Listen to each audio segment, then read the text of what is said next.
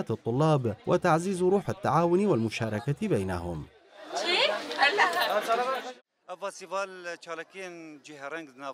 هذا المهرجان يتضمن فعاليات وأنشطة متنوعة. سيتم تنظيم مسابقات الشعر والغناء والطبخ والأسئلة الثقافية المنوعة، وفي اليوم الثاني سيتم تنظيم مسابقات التلوين والرياضة، وفي نهاية المهرجان سوف يتم تكريم المشاركين الفائزين. ونهدف من هذا المهرجان إلى تعزيز روح التعاون ورفع معنويات الطلبة. كما أعرب عدد من الطلاب المشاركين من بينهم شيرين عبد الرحيم الطالبة في قسم الإعلام في جامعة روجافا عن سعادتهم بالمشاركة، مشيرة إلى أن مثل هذه الأنشطة تساهم في تحسين الحالة النفسية للطلاب وتخلق جوا من الفرح والتفاعل الإيجابي داخل الحرم الجامعي.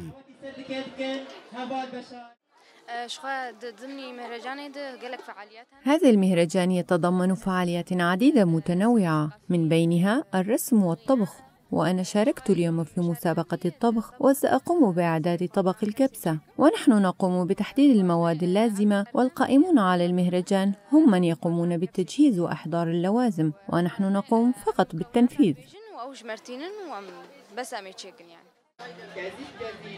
هذا وستتضمن فعاليات اليوم الثاني للمهرجان مسابقتي التلوين والرياضة، ومن المقرر أن تختتم فعاليات المهرجان يوم غد الخميس. وفي الختام سيتم تقديم الجوائز للمشاركين والمتميزين في مختلف الأنشطة.